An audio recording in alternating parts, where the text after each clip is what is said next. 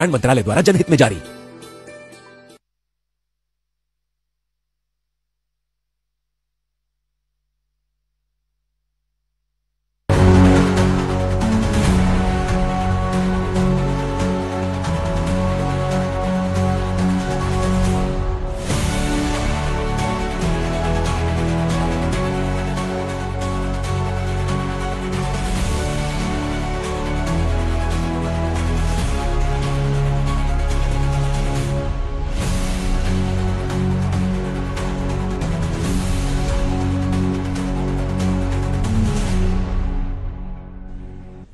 नाजरीन आदाब, जहाबीन का आज का ताज़ा शुमारा लेकर मैं फैयाज अहमद फैयाज आपकी खिदमत में हाजिर। नाजरीन, आप जानते हैं कि विकसित भारत 2047 के ख्वाब को पूरा करने के लिए मुल्क में कोशिशें जारी हैं। विकसित भारत 2047 के साथ एक और शब्द को जोड़ दिया गया है और वो है सशक्त परिवार। आपको याद होगा कि माननीय प्रधानमंत्री श्री नरेंद्र मोदी जी ने 17 सितंबर 2025 को मध्य प्रदेश में एक ऐसे प्रोग्राम, एक ऐसे अभियान का ऐलान किया जिसका नाम रखा गया स्वस्थ नारी सशक्त परिवार अभियान। इस सिलसिले में जो महकमे ministry of health and family welfare है, उसने एक प्रोग्राम तरतीब दिया। बहुत सारे महकमों को जिम्मेदारियां सौंपी गई और यह कहा गया कि जो हमारे मुल्क की खवातीन है, उन खवातीन की सेहत की देखरेख, उनकी सेहत की देखभाल के लिए उनकी दहलीज पे जाकर मुल्क के कोने कोने में बहुत सारे प्रोग्राम अमलाए जा रहे हैं। इस प्रोग्राम को बाज़ाब्ता तौर 17 सितंबर से अमलाया गया और 2 अक्टूबर 2025 को यह इख्तिताम को पहुंच रहा है। इस दौरान बहुत सारे प्रोग्राम्स हुए। इस दौरान महकमे फैमिली वेलफेयर की तरफ से, जो यहां पे अगर हम जम्मू कश्मीर की बात करेंगे तो जम्मू कश्मीर का सेहत का महकमा जो है, चाहे हम उसमें आयुष महकमे की बात करेंगे, उस सिलसिले उन्होंने बहुत सारे प्रोग्राम मुनक्किद किए जम्मू कश्मीर में। चूंकि आयुष की वजारत को बाज़ाब्ता मारिज़ वजूद लाया गया और एक खास जिम्मेदारी दी गई। इस प्रोग्राम को अमलाने के दौरान आयुष की वजारत ने किस तरह के स्टेप्स लिए, यहां जम्मू कश्मीर में किस तरह का काम हुआ, खवातीन में किन चीजों को देखा गया, कहां कहां प्रोग्राम हुए और यहां आयुष महकमे ने कौन कौन सी कारकर्दगी का इजहार किया, यह खसूसी गुफ्तगू हम आज आप तक पहुंचाना चाहेंगे और हम अपने स्टूडियो में स्वागत करना चाहेंगे। इस सिलसिले में हमारे साथ तशरीफ रखे हुए यह हैं डॉक्टर सुरेश शर्मा जी, जो डायरेक्टर आयुष जम्मू कश्मीर है। डॉक्टर सुरेश शर्मा जी, आपका स्वागत है हमारे शो। Thank you sir. इनके साथ तशरीफ रखे हुए हैं ये हैं डॉक्टर सुजाद शुजा साहब, जो असिस्टेंट डायरेक्टर हैं आयुष कश्मीर। डॉक्टर सुजाद शुजा साहब, आपका भी वेलकम है हमारे शो में। शुक्रिया सर। इनके साथ तशरीफ रखी हुई हैं ये है डॉक्टर साइमा महिउद्दीन साहिबा, जो मेडिकल ऑफिसर है आयुष यूनिट GMC अनंतनाग। डॉक्टर साइमा महिउद्दीन साहिबा, आपका भी वेलकम है, स्वागत है हमारे प्रोग्राम जहाबीन में। Thank you sir. Doctor Suresh Sharma ji, आगाज में आपको हम मुबारकबाद देना चाहेंगे क्योंकि हाल ही में आपने यहाँ पे जम्मू कश्मीर में अपने महकमे का कलमदान संभाला, आपने इसकी सरबराही जो है वो अपने हाथ में ले ली और आप अमूर को देख रहे हैं आयुष की। तो साथ में हम बात करना चाहेंगे सरबराही का जो सबसे बड़ा अमल दखल है, सरबराही के सिलसिले में जो सबसे बड़ी जिम्मेदारियां हैं, पेचीदगियां जो है, सबसे पहले आपके यहाँ पास एक प्रोग्राम आया, वो है जो हमारे माननीय प्रधानमंत्री जी ने ये दे दिया स्वस्थ नारी सशक्त परिवार अभियान। चूंकि हमने देखा कि जो आपके आयुष यूनिट से बहुत सारे जम्मू कश्मीर के कोने कोने में जो आपके सेंटर्स हैं, वेलनेस सेंटर्स, वो प्रोग्राम वहां पे बाज़ाब्ता 17 तारीख से अमलाए जा रहे हैं। आगाज में जानना चाहेंगे कि इस प्रोग्राम का मुद्दा व मकसद क्या है, आपके कलिमात। थैंक यू फैयाज साहब। सबसे पहले मैं आपका ये शुक्रिया अदा करना चाहता हूँ कि आपने हमें इस कार्यक्रम में निमंत्रित किया। ये जो आज का ये कार्यक्रम 14 दिन का ministry of health and family welfare की तरफ से स्वस्थ नारी सशक्त परिवार अभियान के तहत मनाया जा रहा है, इसमें आयुष विभाग को भी एक बहुत बड़ी जिम्मेवारी दी गई है। जैसे कि आप जानते हैं, नारी जो है वो हमारे पूरी जनसंख्या का आधा भाग है तो उस आधे भाग को सशक्त करने के लिए, उनके स्वास्थ्य पर पूरा ध्यान रखने के लिए माननीय प्रधानमंत्री द्वारा ये जो इनिशिएटिव लिया गया है ये सराहनीय है। और इस इनिशिएटिव पर हम बहुत जद्दोजहद और पूरे युद्ध स्तर से काम कर रहे हैं और उनके जो मसाइल हैं उन पर अपनी देख रेख कर रहे हैं। आगे रिएक्शन चाहेंगे आपसे, आप बताइए डॉक्टर सुजात शुजा साहब, चूंकि ये मुद्दा मकसद के हवाले से आप जानते हैं कि आपने बाज़ाब्ता अपने महकमे की तरफ से एक प्रोग्राम तरतीब दिया होगा, तो किस तरह का प्रोग्राम तरतीब दिया गया, क्या कुछ कहा गया जो आपके ऑफिस है, आपकी सबऑर्डिनेशन? जी शुक्रिया फैज साहब। जैसा आपने अभी जिक्र किया कि ये जो स्वस्थ नारी सशक्त कार्यक्रम अभियान है ये 17 सितंबर को लॉन्च हुआ। जैसे हम जानते हैं कि हमारी फैमिली की बुनियाद एक औरत होती है और औरत का सेहतमंद होना बहुत ज़रूरी है। अगर एक औरत सेहतमंद रहेगी तो पूरी फैमिली स्ट्रांग रहेगी और फैमिली से एक सोसाइटी स्ट्रांग रहेगी, उससे पूरी कंट्री स्ट्रांग हो सकती है। और वो जो हमारा सपना 2047 में विकसित भारत का है वो तभी साकार हो सकता है जब हमारी औरत हेल्दी होगी, स्ट्रांग होगी। तो इस सिलसिले में गवर्नमेंट ऑफ इंडिया ने, ऑनरेबल प्राइम मिनिस्टर ने एक कैंपेन लॉन्च की, SNSP स्वस्थ नारी सशक्त परिवार। तो ये 17 सितंबर से स्टार्ट होगी, 2 अक्टूबर को ये गांधी जयंती पे खत्म हो रही है जी। इसके दौरान जो है हर जगह, मतलब हर जो हेल्थ सेंटर है, चाहे वो डिस्ट्रिक्ट हॉस्पिटल है, चाहे वो CHC है या PHC है या आयुष्मान आरोग्य मंदिर है या आयुष डिस्पेंसरीज हैं, तो वहाँ पे कैंप्स ऑर्गेनाइज किए जाएंगे और ये कैंप्स वुमेन सेंट्रिक कैंप्स होंगे और इन कैंप्स में स्क्रीनिंग की जाएगी जिसमें एनीमिया की स्क्रीनिंग की जा रही है। जी बिल्कुल हो रही है इस वक्त। तो एनीमिया की स्क्रीनिंग हो रही है, इसमें NCD जो है नॉन कम्युनिकेबल डिजीज उनकी स्क्रीनिंग हो रही है और जो सिकल सेल डिजीज है उसकी स्क्रीनिंग हो रही है। और इसके अलावा जितने भी सेंटर्स हैं वहाँ पे अवेयरनेस प्रोग्राम्स, कैंप्स ऑर्गेनाइज किए जाते हैं जहाँ पे औरत को उसकी सेहत के बारे में इल्मियत दी जाती है और उसको नॉलेज दी जाती है कि कैसे वो अपनी सेहत को बरकरार रख सकती है और कैसे वो अपनी रोजमर्रा की बीमारियों से बची रह सकती है और कैसे वो अपने हेल्थ को मेंटेन कर सकती है।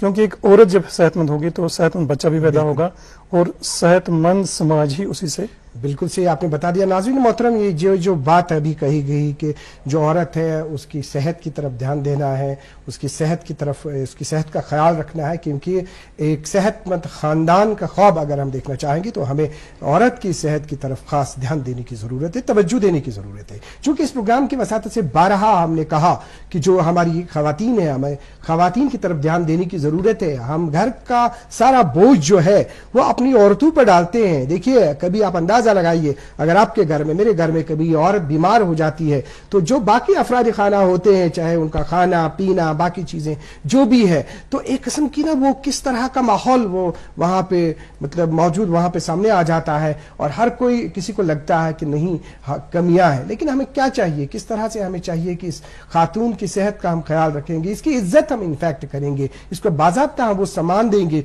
जो सामान की हकदार है। क्योंकि अगर कायनात में खातून नहीं होती तो कायनात की मखलूक जो है उसका हम अंदाजा ही नहीं कर सकते हैं, तसव्वुर ही नहीं कर सकते हैं। रुक करना चाहेंगे आपकी तरफ डॉक्टर साइमा महिउद्दीन साहिबा, चूंकि ग्राउंड लेवल पे जिस तरह से कहा गया, अभी डायरेक्टर साहब ने कहा या इसी तरह से शुजा साहब ने कहा कि स्क्रीनिंग कैंपस हुए, बहुत सारे प्रोग्राम हुए, यहाँ पे आदाद शुमार में हम बाद में जाएंगे, डायरेक्टर साहब से पूछेंगे। लेकिन ये बताइए, आपने किस तरह के मामलात, किस तरह के इशूज आपने ग्राउंड लेवल पे खवातीन में देखे? Thank you. मैं सबसे पहले ये बोलूँगी कि जिस दिन इसका इनॉग्रेशन हुआ था 17 सितंबर को, मैं पोस्टेड हूँ जो कि GMC अनंतनाग में, वहाँ पे एक अच्छा खासा इनॉग्रेशन का प्रोग्राम हुआ। तो हमने कैंप लगा रखे थे, वहाँ पे ऑल दो स्पेशलिस्ट भी थे, सभी लोग थे। सो हमने देखा, जितने भी पेशेंट्स हमने देखे, मैक्सिमम अगर हमने 10 पेशेंट देखे तो मान लीजिए 7 या 8 तो हमारे पास PCOS के ही पेशेंट थे। सो PCOS along with the stress, postmortem stress में भी हमने 2-3 पेशेंट देखे कि जिनका बच्चा हुआ है उसके बाद उनको स्ट्रेस लेवल बहुत ज़्यादा बढ़ी हुई है। और इसके साथ साथ हमने और एक वो चलाया था, हमने एक काउंटर रखा था वहाँ पे, जहाँ पे हमने, क्योंकि अब आने वाला है breast cancer week, rather breast cancer month, तो हमने एक काउंटर लगा रखा था वहां पे, सेल्फ ब्रेस्ट एग्जामिनेशन, बिकॉज ये हमारा पहला वो होता है स्क्रीनिंग टूल जहां पे हम स्क्रीन कर सकते हैं अपने आप को कि हमारे खुदा न खासा कोई प्रॉब्लम तो नहीं है, ताकि हम डॉक्टर की तरफ रुजू कर सके। एंड सेकेंड, हमने एक डेमो प्लेट रखा था, demo plate depicting the food, जो खाना है, ताकि जो हमारी टीन एज बच्चियां हैं जिनमें अक्सर ये होता है in their reproductive years from 18 towards 30 और 40, तो उनके लिए हमने एक डेमो प्लेट रख रखा था जिसमें हमने बाज़ाब्ता उनके लिए फूड्स रख रखे थे कि वो कौन से फूड्स यूज करे, वो कैसा अपना लाइफस्टाइल चेंज करे, ताकि ये एक लाइफस्टाइल डिसऑर्डर ही है रादर ये पीसीओएस, जो हमारा खाना पीना और एडिक्टेड टू आवर स्क्रीन्स और एडिक्टेड टू आवर होम्स, हम ज्यादा चलते फिरते नहीं हैं, ज्यादा घर में ही रहते हैं और हम बाजार का खाना खाना पसंद करते हैं रादर देन घर का पका हुआ खाना। पीसीओएस का जो issue it's in teenage years, it's in between, जहां पे रिप्रोडक्टिव एज स्टार्ट हो जाती है, यूजुअली बिटवीन 18 टू 30 इयर्स में तो बहुत ज्यादा कॉमन होता है, ऑल्दो हमें 30s के बाद भी मिलते हैं, but most commonly in this age group in reproductive years of females between 18 to 30 years ये बहुत ज्यादा पेशेंट्स देखे गए हैं। आपके पास हम और आएंगे डायरेक्टर साहब, जिस तरह से अभी आपने सुना कि ग्राउंड लेवल पे, जमीनी सतह पे किस तरह के इश्यूज है। देखिए जो मतलब हमारे सरबराह होते हैं कि किस तरह की नजर उनको होती है खवातीन को बाख्तियार करने के सिलसिले में, उनकी सेहत की तरफ देखना है, उनके रोजमर्रा के मतलब अमूर को देखना है। तो ये बताइए आपके जो अभी तक जो आपकी तरफ से काम हुआ, जो बहुत सारे हॉस्टल्स हैं, CHCs हैं, तो किस तरह के प्रोग्राम हुए, क्या कोई आदाद-ओ-शुमार आपके पास है? हाँ, थैंक यू सर। जैसे कि अब इस प्रोग्राम की हम बात करते हैं तो आयुष डिपार्टमेंट 3 शोबों पर इसमें काम कर रहा है। एक तो हम जो नारी है, हमारी फीमेल्स हैं, उनकी क्लिनिकल जो है वो हम एग्जामिनेशन करते हैं। दूसरा, हम उनके जो प्रमोटिव हेल्थ है उसके ऊपर ध्यान देते हैं। और तीसरा जो है वो उनके डायग्नोस्टिक हम कौन कौन से इसमें अपनाएंगे, जिस पर हम उनकी टोटल हेल्थ को देखकर और एक डाटा कलेक्ट कर रहे हैं। तो जो तीनों हमारे जो कंपोनेंट है, इसमें न्यूट्रिशन वाला जो पार्ट है प्रमोटिव हेल्थ का, वो सबसे इंपॉर्टेंट है। हमारे आयुर्वेद में जो आयुष में जो चीजें बताई गई हैं उसमें जो प्रिवेंटिव पार्ट है और प्रमोटिव पार्ट में, उसमें दिनचर्या, ऋतुचर्या, आहार, आचरण और हमारा विचार, इसके ऊपर बहुत ज्यादा ध्यान दिया गया है। और अगर हम इन चीजों को, खान पान की चीजों को लोगों तक सही तरीके से पहुंचा सकें, हमारा बिहार जैसे योग का इस वक्त बहुत ज्यादा प्रचलन है, योग हम कैसे अपनाएं और खासकर नारियों में किस एज ग्रुप में किसको कैसे योग की एक्टिविटी करनी है, उसको हम लोगों तक अगर समझा पाएं तो वो हमारे लिए बहुत ही फायदेमंद की बात है। फिर हम उनका विचार जो है, विचार जो है उसमें काउंसलिंग, आयुर्वेद से रिलेटेड कैसे हम उनकी काउंसलिंग ठीक तरीके से कर पाएं, वो हमारे लिए। और फिर उनका जो है आचरण कैसा हो, ये 4 कंपोनेंट ऐसे हैं जिसके हम तहत इन प्रोग्राम्स में लोगों में ये चीजें लेके जा रहे हैं। काउंसलिंग भी हो रही है, उनकी हेल्थ का चेकअप भी हो रहा है, उनका डायग्नोस्टिक भी हो रहा है और उनको हम ट्रीटमेंट भी दे रहे हैं। लेकिन सबसे ज्यादा जो हम जोर दे रहे हैं वो इस वक्त दे रहे हैं उनकी न्यूट्रिशन पर।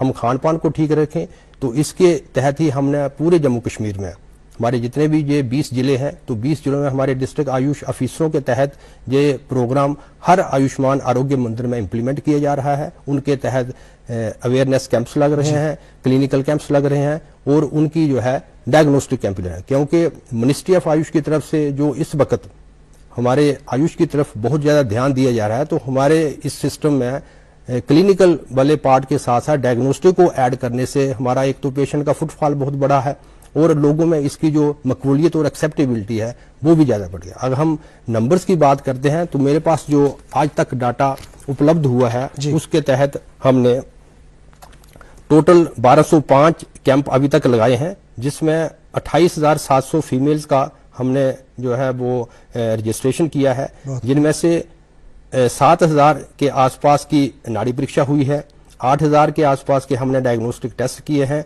और 12,000 के आसपास के लोगों को हमने आईसी मटेरियल की डिस्ट्रीब्यूशन की है। अगर हम प्रमोटिव और अवेयरनेस एक्टिविटीज की बात करते हैं तो हमने योग में लगभग 596 सेशन लगाए हैं, अवेयरनेस में हमने 1024 सेशन लगाए हैं और सेमिनार वेबिनार भी हमने किए हैं जो 244 सेमिनार हैं।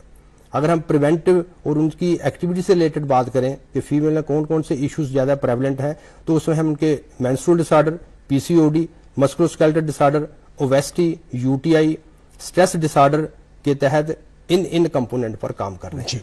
बहुत खूब अंदाज में आपने डिटेल्स दे दी।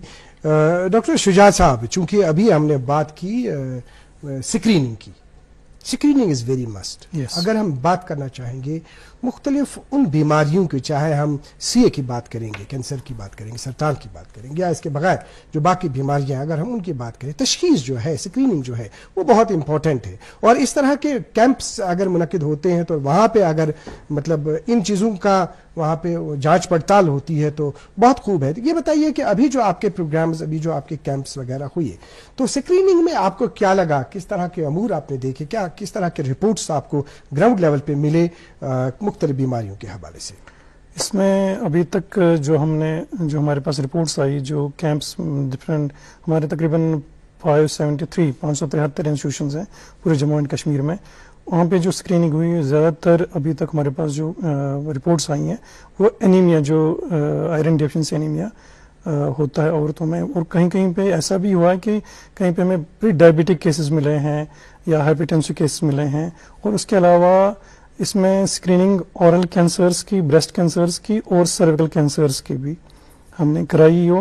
वो जो रिपोर्ट्स हैं जो वो इस वक्त कंपाइल हो रही हैं, उनकी पूरा वो डिस्ट्रिक्ट हॉस्पिटल्स में और डायरेक्टर ऑफ हेल्थ सर्विस के पास वो जो भी इन्वेस्टिगेशन हुई है, जो स्क्रीनिंग हुई है, उनकी रिपोर्ट्स उनके पास आ गई हैं।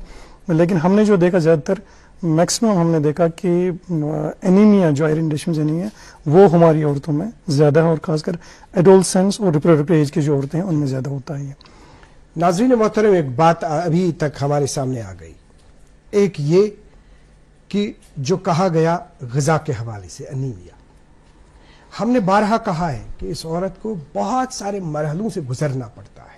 पहले इसका जन्म होता है घर में, फिर इसकी परवरिश होती है, परवरिश के बाद इसकी शादी होती है, फिर उसको दूसरे घर में जाना होता है, बहुत सारे मराहिल इसको तय करने होते हैं।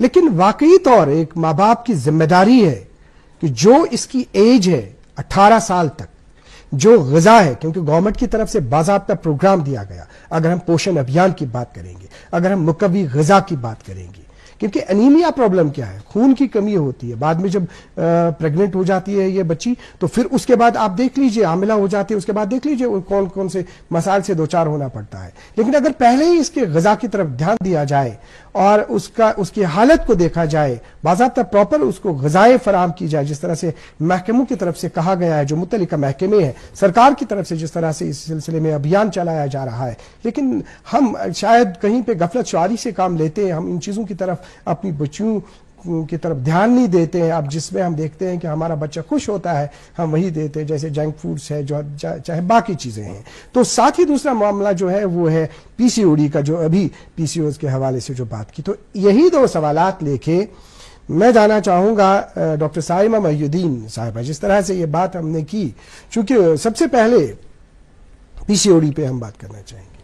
बहुत सारे लोगों को इस बारे में इल्मियत ही नहीं, नज़र ही नहीं है, लेकिन आगे अगर इसकी तरफ अभी ध्यान नहीं दिया गया कम एज में, तो किस तरह का मतलब रुख ये इख्तियार कर सकती है ये बीमारी? आपका रिएक्शन? Thank you sir. सबसे पहले हमें ये जानना चाहिए कि पीसीओडी एक छोटा मसला नहीं है, it is really an endemic. ये एंडेमिक की तरफ फैल रहा है, क्योंकि हम जितना ट्रेंड्स देख रहे हैं, अगर हम गायनोकोलॉजिकल कंप्लेंट्स में अपनी उपडीज में देख रहे थे तो कुछ साल पहले इतना सारा नहीं था, बट रीजिंग ट्रेंड है, बहुत ज़्यादा बढ़ रहा है। अब ये है कि इसमें ये प्रॉब्लम जो मेंस्ट्रुअल रिलेटेड प्रॉब्लम्स है, it's not related only to that, मतलब ये उतना ही नहीं है, it is much more than that. इसमें सबसे बड़ा प्रॉब्लम क्या होता है, बॉडी में इंसुलिन रेजिस्टेंस हो जाता है, यानी कि जो बढ़ बढ़ के आगे डायबिटीज में कन्वर्ट हो सकता है।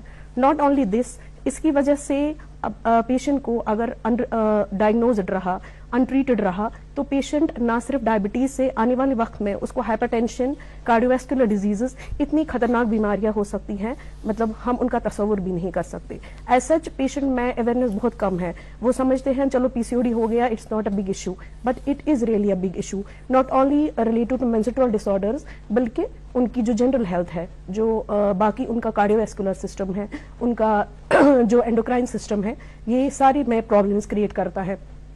और फिर शादी के बाद तो है ही सबसे बड़ा प्रॉब्लम कि कंसीव नहीं होता है, कंसीव हो भी जाए so it does not last long, तो फीटल लॉस जल्दी हो जाता है, और फिर वही एक विशियस सर्कल चलता है उनके ससुराल में, कि बच्चा नहीं हो रहा या बच्चा हो रहा है या प्रॉब्लम हो रही है। Ultimately at the end of the day मेरे मतलब जहन में बहुत सारे ऐसे पेशेंट्स हैं, मतलब दे रिजॉर्ट टू सुसाइड ओनली।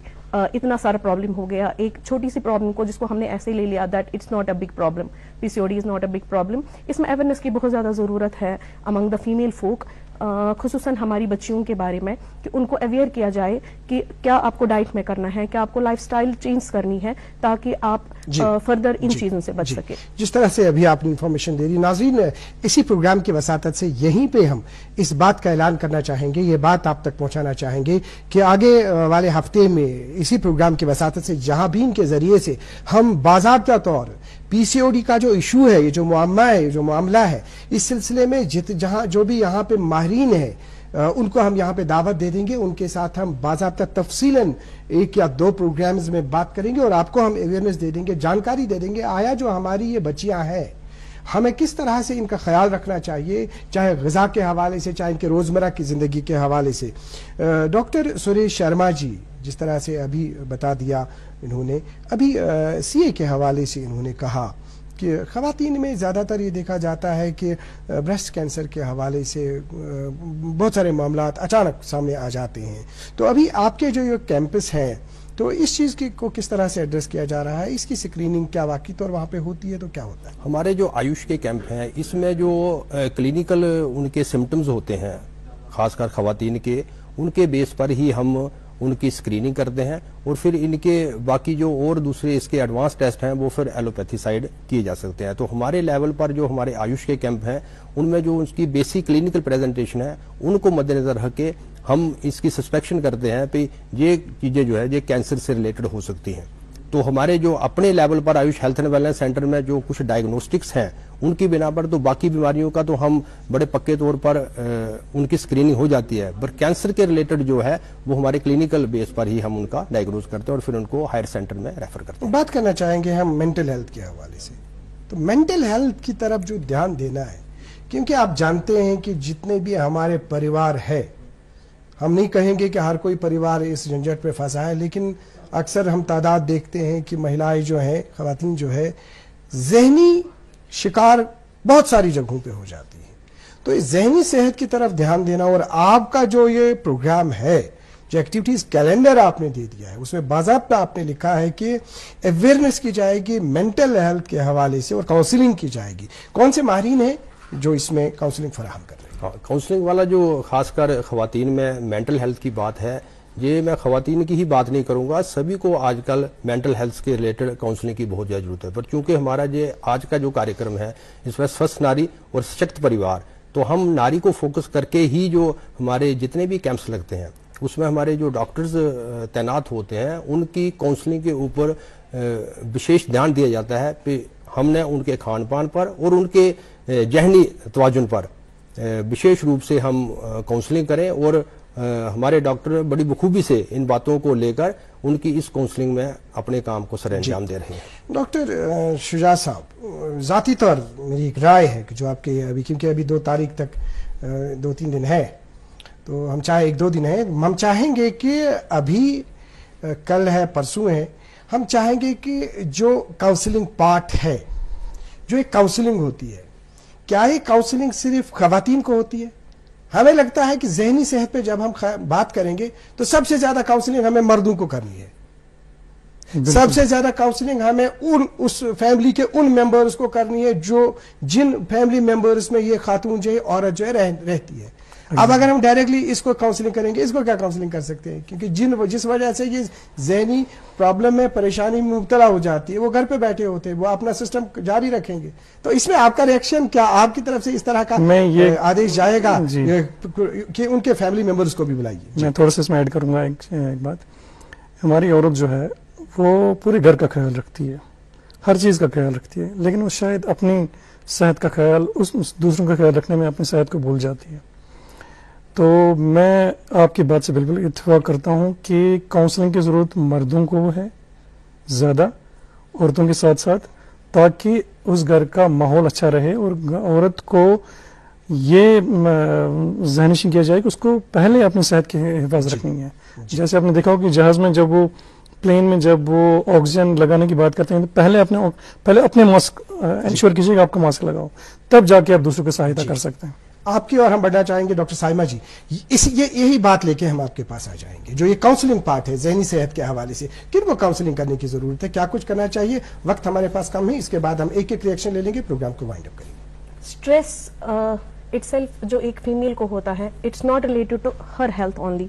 ये उसकी अपनी सेहत की वजह से नहीं है, ये उसका इर्द गिर्द माहौल जो उसको पूरे दिन में पूरी रात में जो उसका 24 आवर्स में जो उसका माहौल मिलता है, ये स्ट्रेस उस वजह से होता है। तो स्ट्रेस खुसूसन जो हमने देखा है कि जो झगड़ालू फैमिलीज होती हैं जिनमें मेल्स और फीमेल्स में ज्यादा बनती नहीं है, तो हमने देखा है अक्सर पेशेंट किसी और चीज के लिए आया हुआ होता है, but ultimately at the end of the day किस तरह से आपका आखिरी मैसेज भी होगा इसी में?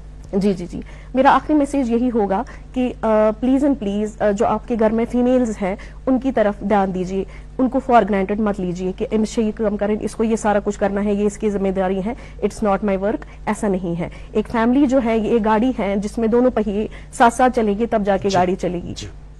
डॉक्टर सुजाद साहब, आपका किस तरह का मैसेज रहेगा प्रोग्राम में आज के? मेरा यही रहेगा कि हमें प्रायोरिटाइज करना पड़ेगा कि औरत की सेहत पे, उसकी सेहत पे पूरी फैमिली की स्ट्रेंथ डिपेंडेंट है। जी। डॉक्टर सुरेश शर्मा जी, आपका किस तरह का मैसेज रहेगा ओवरऑल इस प्रोग्राम के हवाले से? आखिर मैं यही कहना चाहूँगा कि ये जो हमारा स्वस्थ नारी सशक्त परिवार अभियान है, इसको हमने 50% की पॉपुलेशन को टारगेट करके ये अभियान शुरू किया है। तो इस अभियान को कामयाब करने के लिए इसमें औरत का अपनी सेहत के मतलब जो योगदान है वो तो है ही है, समाज के हर शुबे का इसमें योगदान होना जरूरी है। फैमिली का होना जरूरी है, समाज के बाकी लोगों का होना जरूरी है, और हम नारी को एक उस यूनिट के रूप में देखें जो हमारे घर की और हमारे समाज की हर एक्टिविटी को अपने सिर पर लेकर उसको सर अंजाम करने के लिए अपनी जान लगा देती है। तो मेरा इस वक्त पर यही कहना है कि हम नारी को पूरी तरजीह दें। जी। डॉक्टर साहिबा महिउद्दीन, आपका बहुत बहुत शुक्रिया दूरदर्शन केंद्र श्रीनगर तशरीफ लाने के लिए। डॉक्टर शुजा साहब, आपका भी बहुत बहुत शुक्रिया, आप यहाँ तशरीफ लाए। और डॉक्टर सुरेश शर्मा जी, खसूसी तौर आपका शुक्रिया, आप अपनी टीम को लेकर यहाँ आए, आपने दूरदर्शन न्यूज़ को अपना कीमती वक्त दे दिया, आपने जहाबीन प्रोग्राम में शिरकत की, आपका बहुत बहुत शुक्रिया। थैंक यू, बहुत बहुत शुक्रिया। नाज़रीन मोहतरम, आपका भी बहुत बहुत शुक्रिया। लेकिन चलते चलते यही पैगाम आपको दे देंगे कि जो महकमे सभी कर रहे हैं, बहुत सारी बीमारियों की खोज कर रहे हैं, इन सभी बीमारियों का इलाज आपके पास है। क्यों, किस तरह से है? क्योंकि अगर हम इस औरत को अपने घर में ज़हनी परेशानियों से दूर रखेंगे, हर किसी बीमारी की जड़ ज़हनी परेशानियां हैं, ज़हनी बीमारियां हैं। अगर इस औरत को हम वो माहौल फराहम करेंगे, ज़हनी परेशानियों से दूर रखेंगे, तो डायबिटीज भी नहीं होगा, तो बाकी परेशानियां जो हैं वो भी नहीं होगी। हम इसी वादे के साथ कि अपनी खवातीन को हम सम्मान देंगे, उनकी ज़हनी सेहत का ख्याल रखेंगे, उनको हम खुशियां देंगे। आज के प्रोग्राम में इतना ही। अगले शुमारे में आपसे फिर मुलाकात करेंगे, और जिस तरह से हमने कहा कि हम आगे बात करेंगे पीसीओडी के हवाले से, तब तक आपसे लेते हैं इजाजत। अल्लाह हाफिज।